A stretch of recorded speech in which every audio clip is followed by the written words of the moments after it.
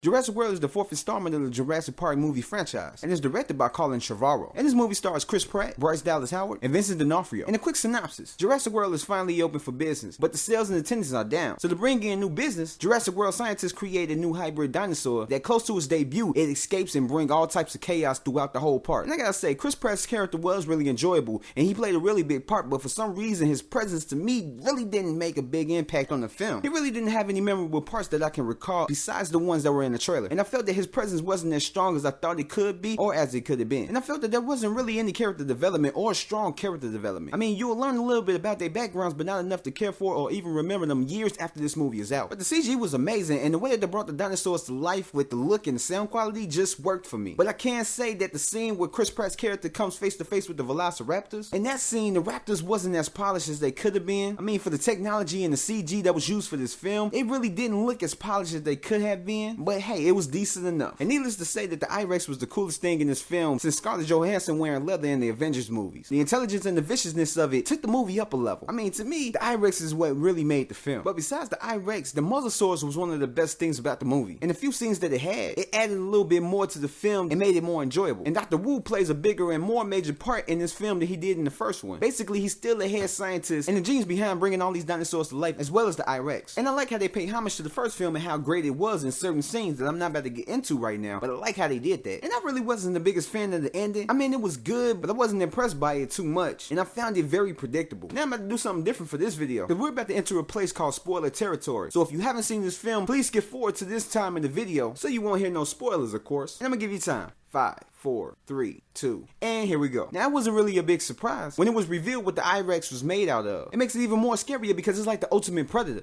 See what I did there, because it camouflaged like the predator and never mind. But it's basically like a mix of a Tyrannosaurus Rex, a Velociraptor, a tree frog, a cuttlefish, and like a whole bunch of other things, including the Incredible Hulk. I'm lying, but basically it seems like it. Just simply put, this dinosaur was badass. And I can't help but to think that the Mosasaurus' presence was just simply in the movie to set up the ending for when it eats the I-Rex from off of the balcony in the final fight. I mean, and that part was kind of predictable, because you see when the T-Rex knocks him and he bumps the rail and almost about to fall off, you basically can see that the Mosasaurus was going to come up and just grab the I-Rex and take it and just rip it apart. And I also can dig the little respect between the T-Rex and the Velociraptor after the fight ends, where it looked like they about to go at it, but then the T-Rex walks off and then the Velociraptor walks off and they both go their separate ways. That one was kind of cool. And like I said, I like how they pay homage to the first film. Like when the kids find the old building that the final fight happened in the first film, from the door to finding the banner that fell when the T-Rex was roaring after the fight, it made it all a little special, and it made me have a little tingle in my man parts.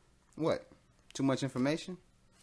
Whatever. And on top of that, the T-Rex in this film is the same T-Rex from the first film, which I found was really cool, but I kind of guessed it. And I love how when it shows the control room for the first time, and one of the characters refers to how good the original Jurassic Park film was, indirectly. But the thing is, it kind of followed the same formula as the first film, with it involving the T-Rex and the Raptors, but only this time, instead of them fighting each other, they're both teaming together to kill the I-Rex. So it's basically like they took what made the first film so magical with the last fight and slightly tweaked it and made it a little bit different. Which I think that they could have did something totally different and had a completely different ending. And I don't know, it was just kind of unbelievable how Bryce Dallas Howard character was able to lead the Tyrannosaurus Rex to this fight and outrun him in heels. And by the time you get to the fight, the T-Rex already knew to go after the I-Rex and not to continue running after food. Now, I don't know how intelligent a T-Rex is, but I would believe that if it sees something running that's possible food, that it would continue chasing after that until it catches it and then tear it apart and eat it, and then maybe go back to the fight. But no time before. I mean, seriously, come on. I know I'm not the only one that thought that. Now, this movie to me really didn't have that Jurassic Park feel to it that I got with watching the first and the second film. But this was really a good movie, and I really enjoyed myself very much. I mean, not as much as I thought I would, but it was satisfying nonetheless. And now the grade. I say I give this movie a B-,